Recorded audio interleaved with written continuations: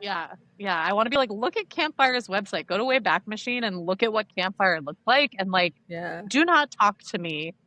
Do not speak to me about the old magic witch.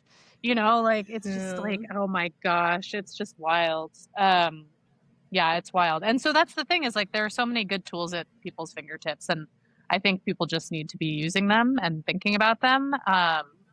Because like yeah, it's like so much easier now. Not easier, but like you have more opportunity to You be have more data driven. tools. Yeah, Yes, exactly. yes, yes. And people care about it now, which is great because back in the day, people were like, oh, are our customers getting responses? Great, Yeah. good. And I mean, it's still like that, but it depends on where you Yep. are and who you're working for and what the product is, I guess. But we Yep. are not here to talk about those things. I want to talk about you because we never get to talk about you. And I want to talk about Me. you. Yeah. We'll see how it I mean, goes. we'll talk about like support stuff, but I want to talk about like you in relation to like doing support because I don't think I know how you got into support in the first place. Like, how did you initially get into doing support stuff? Yeah, that's a great question. So, at my high school, we were required to do something called a work job, which was you Yeah. had to work for 4 hours, like anywhere on campus, and you had an assigned job. And so, like, you could do like cleaning classrooms or working in the dining hall or whatever. Like, everyone was required to do 4 hours of work, which is like actually pretty forward thinking now that I think about it, like, pretty Yeah. cool. But my job was working in the library as tech support. And so people would come to me, little 12, I started at high school when I was 12. Um, so people would come to like little 12-year-old me sitting in the library and be like, can you fix my Word document? Like, why isn't it formatted properly? Or Oh my like, god. hi, my computer is dying because I've downloaded too many things on Kazaa. Can you help me? Not Um, Kaza.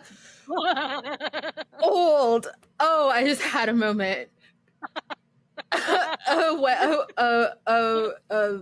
Pirating site I have not thought of in multiple decades. Yeah, yeah, Yeah. yeah. So this was like over 20 years ago, just for context for anyone who is like, when was this? When were you 12? Over 20 years ago. Over 25 years ago, in fact. Yeah. So that's how I got started. And I loved it. And then I became like Yeah. head of that team and I was the head That's cute. residential computer consultant. Oh my god, you've And always been a leader, Mercer. I've always been a leader. And yeah, so that's what I did. And I like trained that team and I managed the sysadmins and like all of that stuff for this little high school operation. On my resume, it used to say I managed a network of over 400 computers. I had that on my resume. I love it.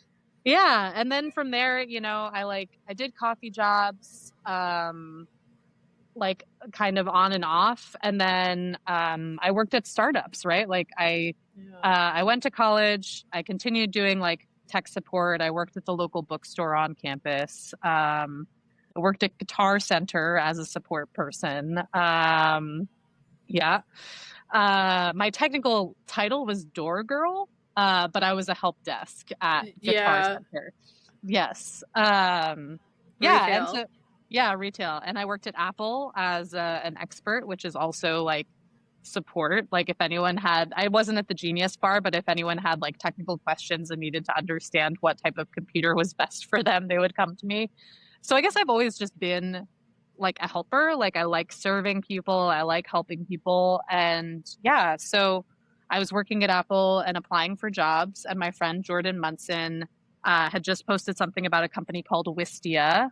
And I reached out to him and I was like, hey, I really want this job. And shout out to him. He was like, hey, just so you know, it's really competitive. So I can't guarantee that you're going to get in. And I was like, okay, perfect. Um, I got in. I got accepted to UT Austin for their PhD in rhetoric. And I decided I was going to stay in Boston and do tech for a little bit longer to save up some money to go and do my PhD after finishing my master's. And I never did that. And I've been in tech since then. Sorry, that's I'm going to boring. ask this. No, it's not. No, it's not. And I think we've had this conversation, especially like about academics and how our academic careers don't really seem like they line up with our work, Mm-hmm. but I think in our heads they do, and never really want to get into why with people because it feels boring. But like like this is a conversation you and I can have. Like it's Mm-hmm. interesting to us like how we got there and why it's important. Yeah. But I wonder when you I personally would even answer this differently now than I did like 5 years ago. Mm-hmm. Do you think about like when you think about like not finishing your PhD, how do you feel about that now? Like, do you wish that you had? Do you want to do that? Yeah, so like there's like a call every like 1 or 2 years where I'm like, I would like to go back and do that. I think that would be really fun. And I think about what I was gonna do like my research on and all of that stuff. And I Mm-hmm. tell people about it. They're like, wow, that's really cool. But then I go and talk to my friends who are in higher education still, and they're like, this fucking sucks. I don't know if I'm allowed to swear, Yeah, but they're like, you can don't do swear. I don't this. care. You don't, they're like, Yeah. you don't want to be here. You might think that you Yep. do, but like, it is 100% better where you are. So, It is so like that's the exact same conversation that I have, and I desperately want to go back to school.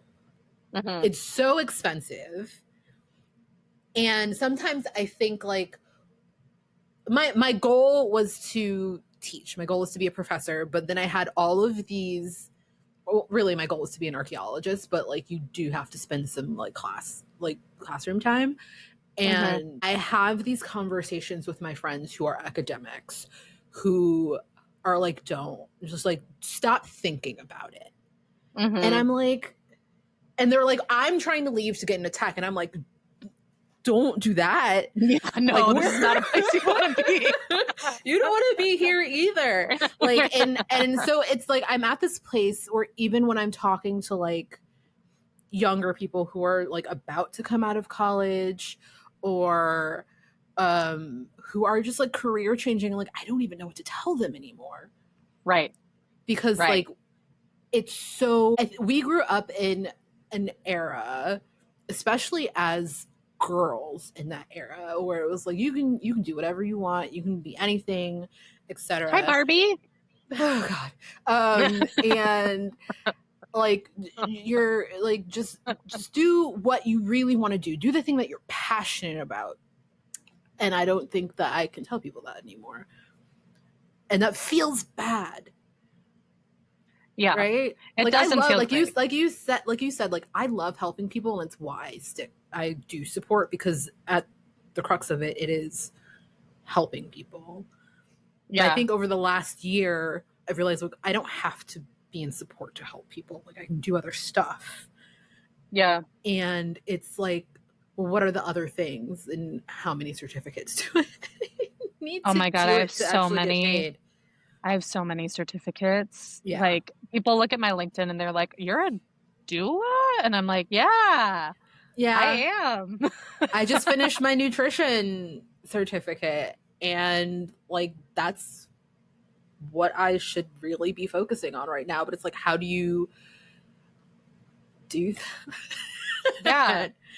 Yeah. It's yeah. Yeah. So yeah, I have that conversation with my academic friends too, and like I would love to go back I to always school and joke. do stuff. But No, I mean I just love learning too. Like if I could just yes, like that's the good thing about a PhD is they pay you to do it, right? And so like I yeah. could I mean pay, like let's be Yes. real, it's not a lot of money, Yeah. but you get a stipend and all you have to do is like learn and teach people, which is so much fun. But also yeah, I don't know. I think it's really tricky, and I always say, and I've been saying this since like Trello days, um everyone in tech wants to like leave tech and go be like a homesteader or something. Like everyone I know, not maybe not everyone, if I'm not speaking for you or whoever else, but like they want to go and do something with their hands. They want to leave tech and go like be a woodworker or be a person that runs an air like a B&B in Maine, and like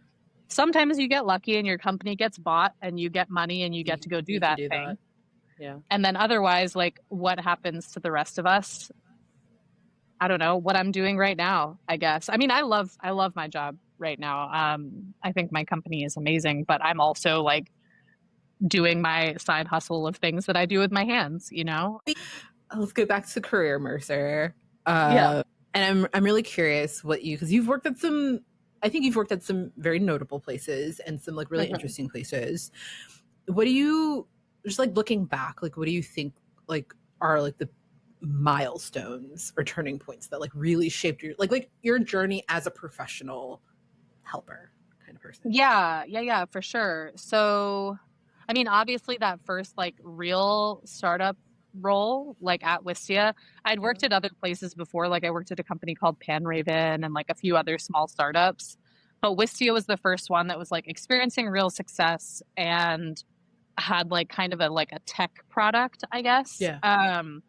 And so that was definitely a turning point for me. I gained a lot of my passion for good customer experience. I think because Mm-hmm. like I was really a standout on that team. So like I was handling basically all of the tickets. I like churned through everything. I helped build the community there, like designing it and everything. Like Mm-hmm. I was a big public face of that company and that felt really good. And I kind of learned what I cared about and what I valued. And so from there, I had a few other roles that were great. I worked with like Matt Patterson. He hired me as Yeah. um, a implementation manager. And so, but I'd say probably that one, that first job, and then Trello, where I very quickly kind of climbed the ranks and helped support the team through the acquisition of Atlassian. Like Yeah. acquisitions are so hard. They're hard. Um, they are so hard. And like being able to support my team and learning what good looks like through something like that was Yeah. really formative for me. And then probably building the team at AppQs, which came right after Trello, but like I Mm-hmm. built the team from 0 to like 20. And not only did I structure the support team, but I also structured customer success and the revenue teams. Like Mm-hmm. I think that that was really meaningful for me because I had the opportunity to kind of stretch in a way that I hadn't before. Yeah. And I was like presenting documentation for the board, and I was like doing stuff. Yeah. We were trying to go for funding, so I was like doing a lot of that work as well. And all of those were really good areas of stretch for me, where like I didn't Yeah. necessarily know what I was doing, and I had to figure it out. Yeah, You're like so particularly good at building because that's like definitely. when I think of you, that's what I think about. Because when I think about what I know about your career, I think about the fact that you go somewhere and then you build a thing. Yeah, yeah. And what do you like? And you're along with the building, it's like systemization. Like Hmm. you're really good at those two things, and I wonder. I don't think we've ever really talked about this. Like, how did you build that muscle? Like what are the things that you do? Because I feel like that is a skill that a lot of people in support just like don't have, even though we work toward it, but we never really have good mentors to teach us how to do it right versus teaching before versus us learning in a really scrappy, messy way that just happens to work. Hmm. Like, how do you feel like you built that muscle? Well, I always say that it is around, like, I've had to create a lot of scaffolding in my life. I am Mm-hmm. a person that struggles, that lives. I don't know what the politically correct way to say this is. I'm a mentally unwell human being, right? And I've Okay, had yes, like fair. I've had Same. not yeah, I've had like not the best life. And so I've had to create a lot of frameworks and Right. structure for myself in order to like operate as a functional member of Yeah, like I society. get that. And so I think when in your own brain, you need to make a lot of different like processes and Mm-hmm. also like I am not diagnosed, but I do think that there's probably some OCD in there because I do Mm-hmm. have a lot of tics and I do have a lot of like repetitive things that I have to do in order to feel good. Um, but like I think a lot of that um lends itself to creating structure and creating process and being able to Yeah. kind of make meaning out of chaos, right? Like I can look at something and like find the patterns very, very quickly Yeah. and recognize and like pattern match to things that I've either seen in the past or things that I've read or things that I've heard someone say. And Mm-hmm. I think that that lends itself to being able to build things quite well, is like, because you create the scaffolding, you watch Yeah. what happens in the scaffolding, and then you adjust as needed. And so I do really like, I do think that it's probably because I've had to create a lot of my own structure mentally, emotionally, and all of that stuff in order to like actually just survive. Yeah. I think I feel that because that is also why I structure things, right? Like Mhm. I need this to be structured so I can actually handle it and manage it Yes. and deal, like, Yep. right? And so that's how I started training people, is because I had to build this training for myself Hmm. so that I could understand this thing and now it's useful to you, right? Yeah. And it makes me think, as a person who like lives on the job market right now, not just like looking but like trying to find jobs for other people, Hmm. when I'm reading position descriptions, Hmm. I'm often reading position descriptions for unicorns Hmm. who can do that thing and then another thing that I personally would not expect that person to be able to do. I think that a lot of the trouble with hiring nowadays is that we are hiring for tasks that people can do and not the traits that people need to have to be able to accomplish them. And Right. They want so, someone who can hit the ground running and do the thing that they want done now. right. And I think like a lot of people can do that if you're looking for the right traits, right? Like Yeah. something that I always did when I was doing interviews for people on my team, I would say like, okay, if you're handed a box of, and people hated this question, like every HR team that I've ever worked with is like, I fucking wish that you would not make me ask this, but I make them ask it. If you're handed a if you're handed a box of Legos, how do you go about building them? Is what I ask to Mm. every single human being. And Hmm. it's not so much about the answer, and don't like at me with like, oh, this is stupid Google bullshit or whatever, because it's not. People will It's ask like, not. well, is it, yeah, people will be like, well, is it like a box of Legos that's a set, or is it like a box of Legos that like I find in my grandma's garage? And I'm like, which one do you think it is? What came to mind Yeah. first? And Yeah. like going through I that just want to process hear with your them. thought And process and what you're going to do. Yeah. yes, exactly. And like, okay, and if it is a box with instructions, do you read those instructions? How do you pull the Legos out and organize them by color? Like, what are you thinking? Do you improvise as Yeah. you're going? And I do it to have a conversation to understand, like, this is how this person operates in the world. Like, this is how Yes. they will come in and solve Exactly. problems. This is how they like think about things. They're either a creative thinker or they Yeah. do like process. Like, you can learn so much from those conversations that you can't learn from, like, oh, you worked in support at Zendesk for 3 years. Cool. Oh, you had like really Yeah. great CSAT. Awesome. Why did they have really great CSAT? Yeah. What was it that they cared about that Yes. allowed them to do that? And I think that that is the issue with hiring, is we focus so much on like what you do and not necessarily what you are. And Yeah. like that's why I always say like hire waitresses, hire teachers, hire people that have worked Yes. not in technology, because those people, at least if they've been doing it for like a long time, really care about other human beings, and that is Yes. one of the most core competencies that you need to have to be successful. Yeah. I genuinely believe I that think if you so. are curious and hungry and caring, Yeah. you can do basically anything in the world of support. Yeah. I think, and this is one of my long-standing criteria for shortlisting people when I'm hiring is how they answer the why do you do support question, like Hmm. if they've done it before.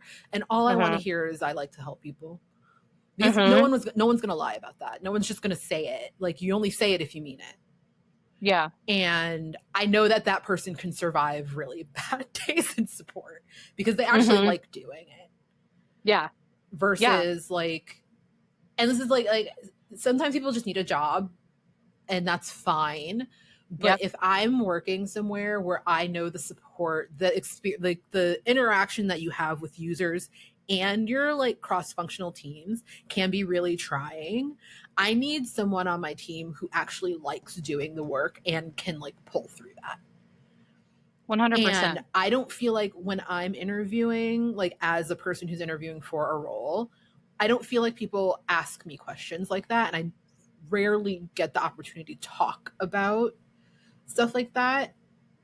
And like as a person who's been doing this for like a decade and a half, it's become frustrating because like you said, Yeah. like they're looking for someone who can do this specific task and check a bunch of boxes versus Hmm. someone who kind of lives the organization, right? Yeah.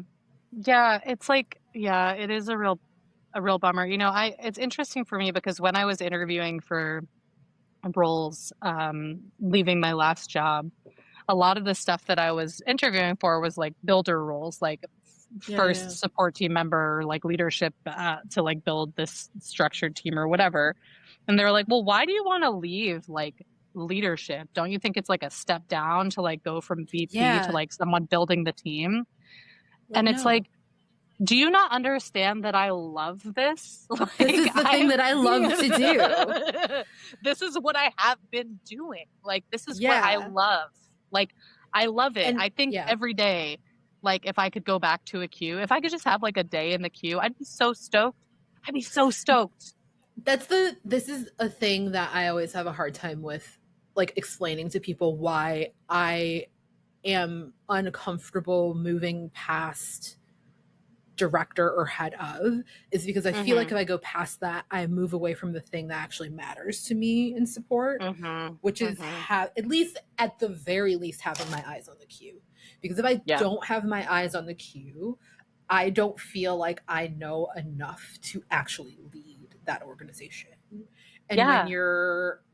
when you're at the VP level or higher, you're often tasked with things that like are so high level that being close to the queue is near impossible. You can make it happen, but oftentimes you're in the way. Mhm. And then that Yeah. feels bad. You're like, well, I don't want to be in your way. And Yeah. it can feel voyeuristic. Like, why, like someone on your team, someone that you're managing, someone who is being managed by someone you're managing. It's like, well, why is she looking at my tickets? Like, what did I do? And that feels so Mhm. bad. It doesn't matter what I tell that person because Yeah. power structures are power structures no matter Yep. what. Mhm. But man, do I like being at that director level. I would love to go back to senior manager and Mm. just be in the chaos, Mhm. organize it, Yeah. whatever. Yeah. But yeah, I think people don't, based on their own wants and desires, often I think people just like don't believe that you want to be at this arbitrary level, Yeah, that's wild. which I think is creepy. It's super wild to me. I'm like, this is why I've been doing it. Like, this is what I want my career to be. Like, I want to Yeah. be doing this. I want to be helping people do this. Like, Yeah. that was why I was so stoked when I first got the opportunity to move into BPO because I thought that it was going to be like being senior director across like all of these Yeah. different companies. It did not end up being that way. It's kind of Yeah. that way now, but amongst like a Easter basket full of other things that I'm doing. Yeah. And it's just like I like the tactical work. Like it feels really Yes. good, and you see the impact. Like in support, Yeah. you see an impact like immediately. It is one of the spaces in a company where the work that you're doing has an immediate An level immediate. Yeah. of impact, like The immediate. feedback And loop is like right there. Yeah. yeah, yeah. And it feels good. It's not like a shitty thing. Like you're not having to do it because you're trying to make money. You're not having to do it. Yeah. I mean, now there is some of that component, but like you're Yeah. not having to do it for any reason other than the fact that like you just want that person to have a good experience. Like Yeah. that's so And cool. I wonder, someone asked a really good question yesterday about changing, like their roles changed from like kind of being an IC who kind of lives in the queue to now owning like managing AI tools, which does not have that Hmm. same feedback loop. Hmm. And I wonder, because like this is the thing that we've been talking about a lot, is like how do we use AI effectively? And I know Boulder is like building out like I feel like I know this. Maybe I'm making this up. Like building out teams who know how to manage and effectively use AI because that's what companies are asking for now as Mm-hmm. far as teams go. But Mm-hmm. like how how has that like changed what you're doing or how you think about support, even support like as a career? Like how does that change that builder mindset when the feedback loop is lengthened now Mm-hmm. because when you're working with AI, it can be shorter if you built a really bad chatbot. It's bad feedback and that loop is much shorter. But like Yeah. if you're doing something, if you're working with internal tools that help a team be more efficient, that feedback loop is often much longer. And Yeah. how has that started to affect you and your work, or Yeah. how have you seen it like change like work?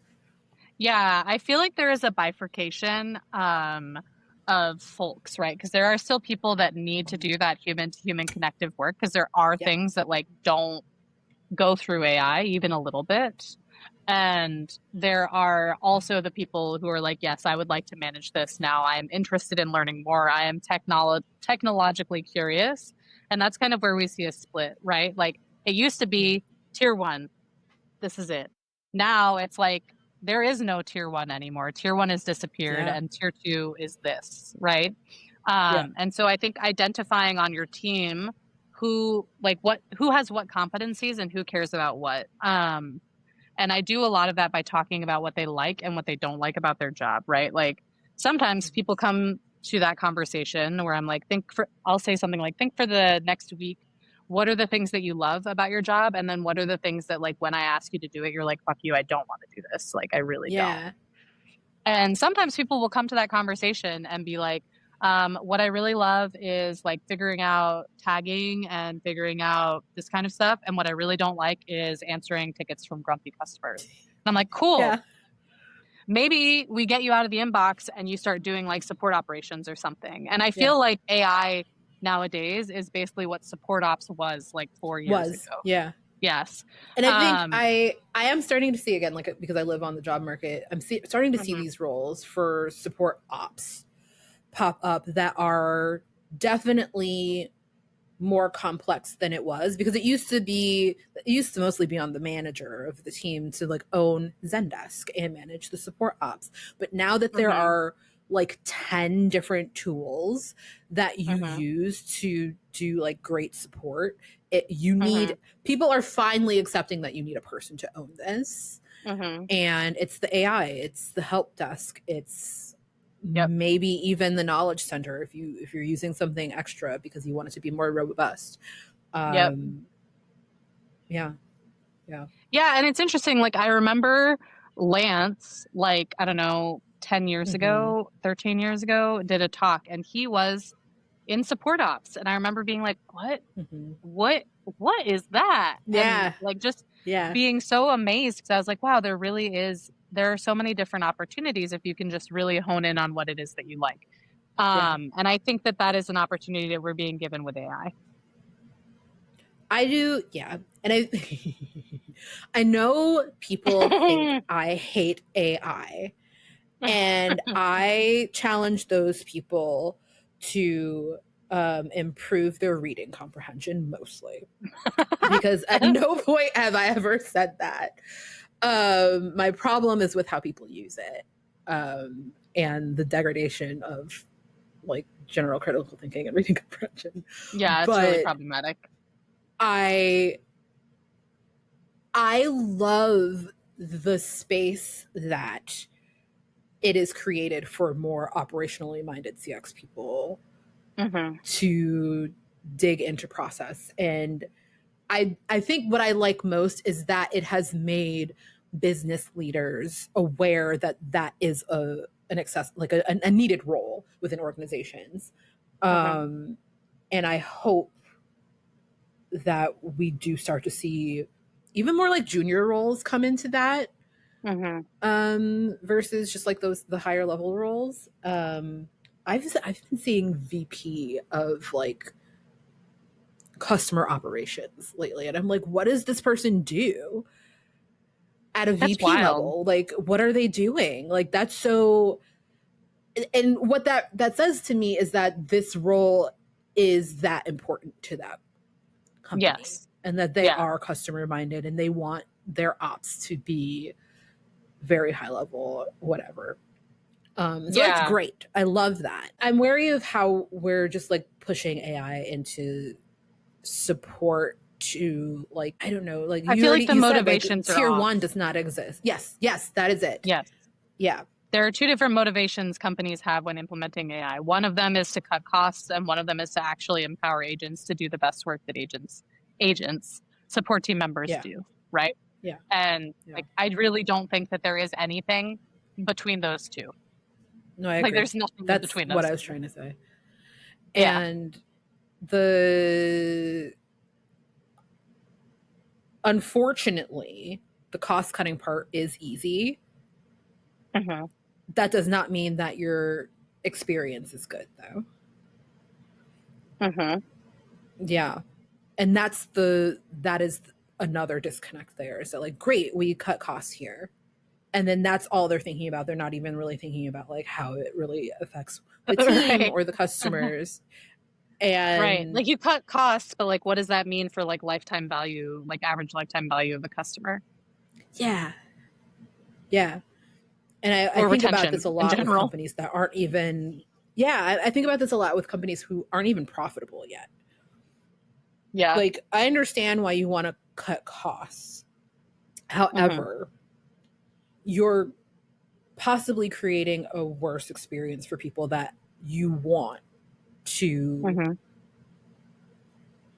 continue having business with, Right. but you want to lengthen your runway by Right. like jamming something in and not being thoughtful about these things. Yeah. And it's complicated, and I am really interested in some of the tools that are coming into play for our work. But I'm also at the Yeah. same time seeing a lot of bad tools and like Yeah. um what's the word that I want? People who are like taking advantage of the fact that AI exists to try to make money really fast and maybe get out. Hmm. Yeah. Yeah. I see that. And I think like the problem that I have is there are so many levers that are being pulled by customer support that people are not taking into consideration. And Mm-hmm. so by saying that support is a cost center, Mm-hmm. like that may very well be true. And it's not necessarily negative. Like, Yeah. hey, newsflash, everything in your fucking business is a cost center because it costs money Yeah. to run a business. Yeah. Like, you don't look at sales and say, like, well, this is a cost center because you are able Yeah. to like calculate what it is that they are bringing in because they actually sell things. There's like Yeah. numbers on it, right? But the immeasurable impact of customer support is that long tail result, right? So like Yeah. for instance, AI, one company implements AI and it's like a really shitty experience, but it cuts the costs in the immediate right now for offering support. Another company hires a support person. It is more expensive, but it's a better experience, right? If I work with the company that has shitty customer support and I stay with them because whatever, they're like the only person offering what they have or something along those lines, I will tell literally everyone and their mother how much I Yep. hate working with them. Like Yep. everyone. I'll be Yeah. very vocal about it. And then Yeah. on the flip side, like, okay, if you are offering me support that is helpful and good, I will usually talk about that too, because one, it's what I do for a Yeah. living. Like, I care about these things. And two, Yeah. if you're offering me a good experience, I want to keep working with you. Yeah. It's like friendships that Yeah. support you versus friendships that make you feel shitty. Yeah. And yeah, sorry, you seem like Having there's something to the say. no, well, I've had the conversation with CEOs and finance about like the bad word of mouth being the most expensive like thing that you're going to deal with as a company, because Hmm. when people have bad experiences, and not even just with support, like when I was working at Hungry Root, personally, the worst experience you could have was getting the wrong food or getting a box full of smashed food that you paid for. And Mm-hmm. if that's going to happen over and over and over again, people are going to talk about it. Social media speeds that process up in a way that a lot of people who like are legacy ops people had never seen and just didn't understand, and were like, at the time when we were like figuring this out, weren't used to responding with the speed that we needed to respond with when things were constantly breaking. And it's like, well, we need to fix this for next week, Mm-hmm. not next month. We're sending boxes again next week. You need to figure out packaging to make sure that this doesn't break Mm-hmm. again, Mm-hmm. because we literally lost like 1,000 customers and we're brand new, and we really only Mm-hmm. have 10,000 customers. So that's it. People are on social media saying, this busted everywhere. Look at my box. This is what my box looks like. I had to clean all of this. Yeah. And like explaining the cost of bad word of mouth Mm-hmm. versus saving money on packaging or a shipping partner or general support stuff Yeah. is like Yeah. a conversation that I can't believe that I consistently still have to have a lot of the time. It's super wild. And like, I think about this a lot because I'm not sure if like I'm just very support minded, Yeah. which probably is true, but like with It's, my yeah. business that I am now running, right? Like I have like 100 orders a month probably of stuff that I'm sending out. And I often think about things like, okay, in the beginning, I was getting a lot of like, hey, this arrived broken. I need you to Yeah. resend it. And I was like, okay, is the cost to resend it less than the cost to buy better packaging? Yeah. And will they buy again if I send them something Yeah. that isn't broken? Isn't it a better experience to have something Yeah. that has arrived like whole and not broken? Yeah. And like evaluating things like that, like for instance last night I was talking to my partner. Sometimes people overpay on shipping, and when Yeah. they do that I'll usually just like bump it up to like the next tier shipping. They'll get it in 2 days instead of 5 or whatever. Yeah. But I was starting to wonder, I was like, oh, maybe it's a better experience for me to ask if they'd rather have a refund for that money. Like, Yeah. hey, would you like a partial refund for what you're spending, or do you want me to speed up shipping? And like Yeah. these are the types of things that it's wild to me that people that are running businesses that are actually bringing in like millions of dollars Yeah. are not thinking about. Like, because Yeah. I imagine for me it's like it's still a pretty sizable impact, but it's only like maybe $100 a Yeah. month because my revenue is not very large. But if you're running like a multi-million-dollar organization, that's like many Yep. hundreds of thousands of dollars that you're leaving on the table by not thinking about these things. And that's Yeah. nuts. Yeah. Is this what you were expecting to get out of this conversation? Kind of. I was just like thinking, I'm like, we've really like run the gamut of. It's a conversation. Well, I think we're talking about you and just like how you and I think about support. And I think that's those are the conversations that I want to have.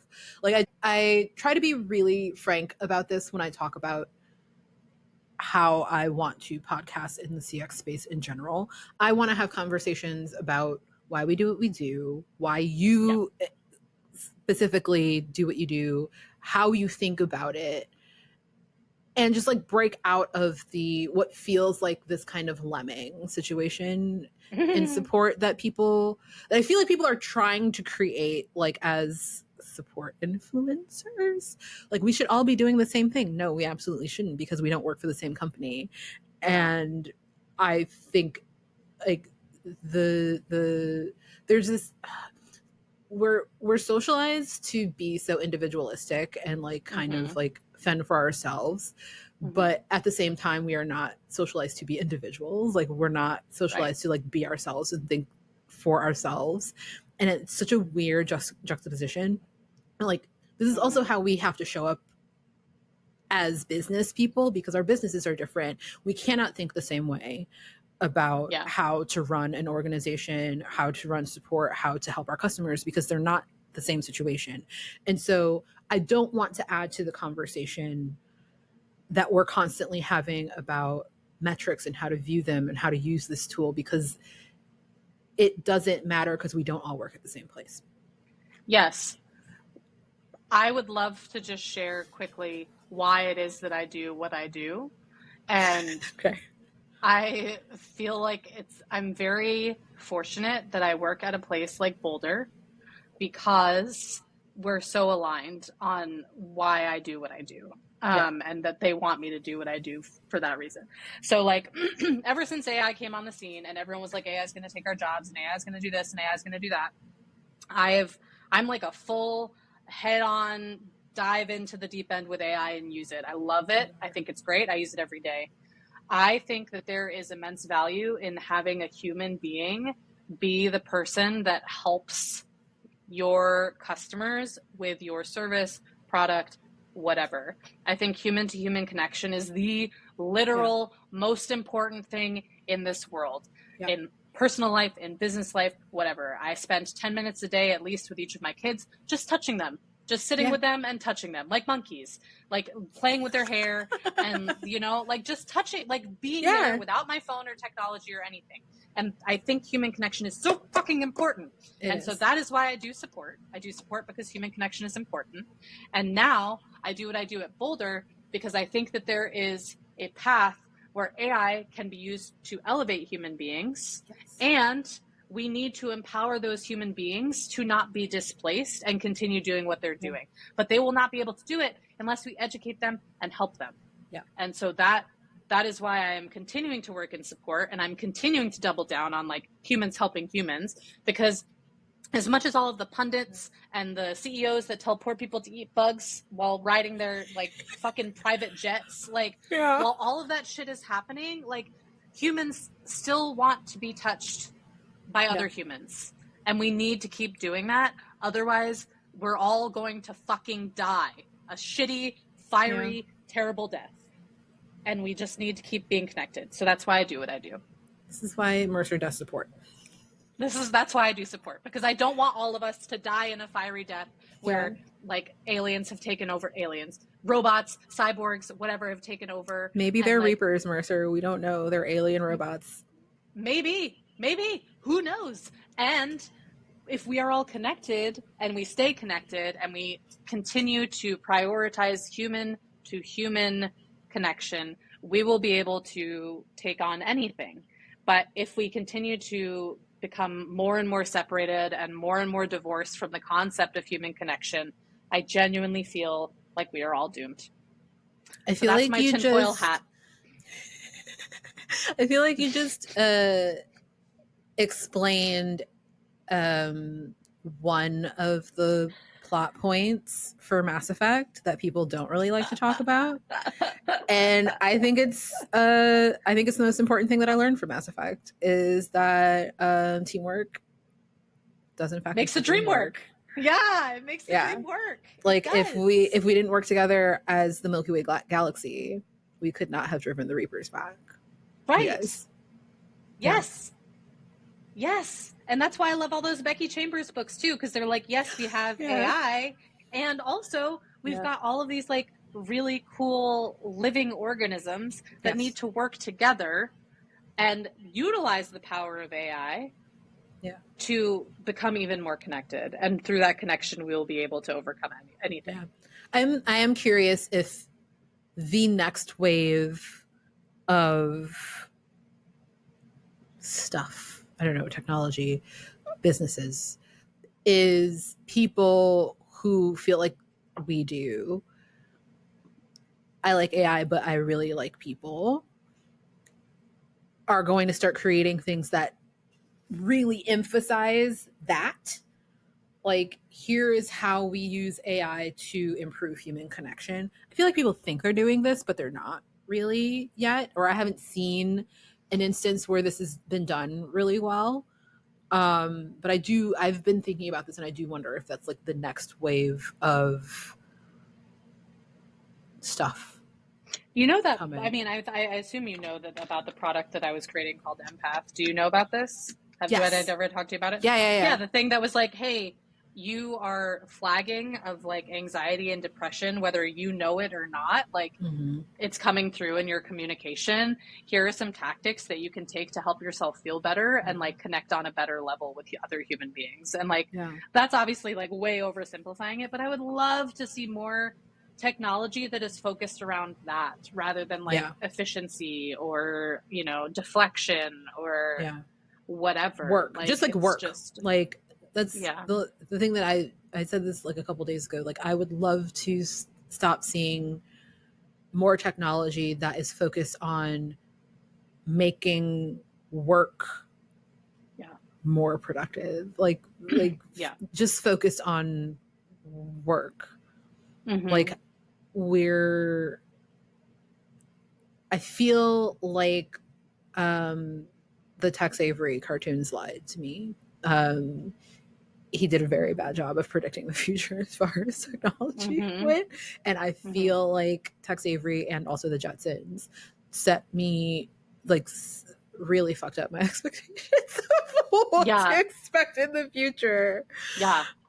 Um, and until we get closer to Star Trek technology, um, Yeah.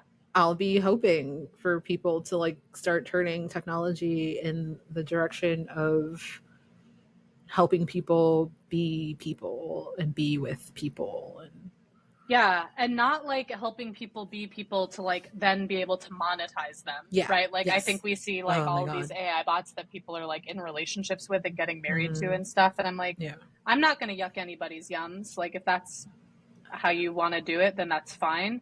However, you should be aware that the person behind your bot is literally just doing it to take your money. Yeah. So, Yeah. The monetization of and I used to have a lot of feelings about the monetization of our hobbies, but right now it feels necessary because of yeah. how the job marketing economy works. Is like good thing you have a hobby and that there's a platform that lets you monetize it because it might suck if you couldn't do that right now. Yep. But the monetization of loneliness is happening and it really fucking sucks. And Mhm. I would rather that if that was going to be a thing, I would rather the outcome of that be connecting human beings with human beings Mhm. versus human beings with AI. AI. Yeah. More Yeah. machines. Yeah, I mean, we can't, I don't think we can get into like the sex worker conversation here, but there is like a whole platform for that. And I do, Yeah.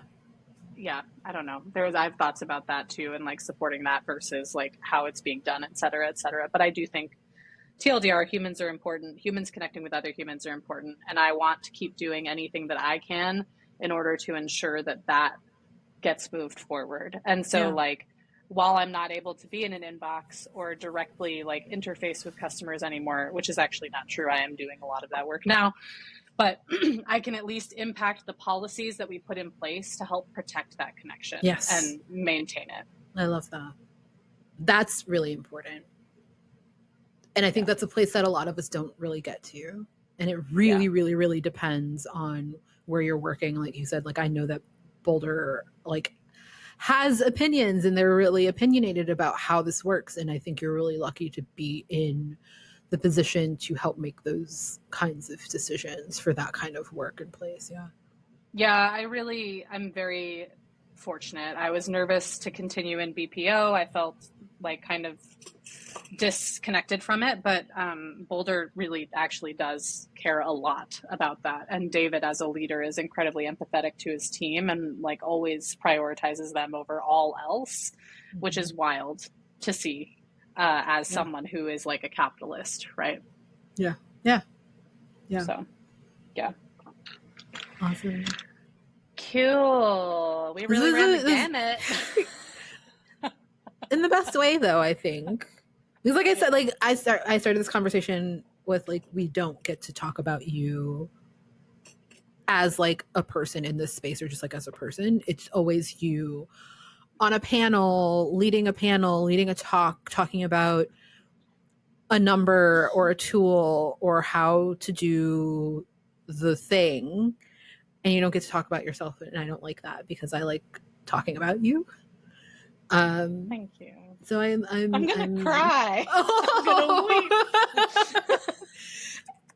but and so because I think people have that particular parasocial relationship with you of seeing you on panels, like that's the Mercer they know. And if they're in like the community, they know you a little broader than that. And if they follow you on LinkedIn, they know you a little broader than that because you make a like 1 to 2 kind of unhinged posts a month. But I'm like, well, that's Mercering. It's fine. But when you only get peaks of that, it's not the same as like getting to hear someone talk about themselves in a way that's like, here is why I do the things that I do and why I am the person that I am. Yeah. And I think that's really important in like our like this is connecting people to people. And Yeah. that's why I want to have conversations like this. Yeah, I love that you're doing it. Thank you for asking me, and thank you for Yeah. talking with me, and Yeah. just thanks for being you. I think it's great. Thank you. Thanks, Mercer.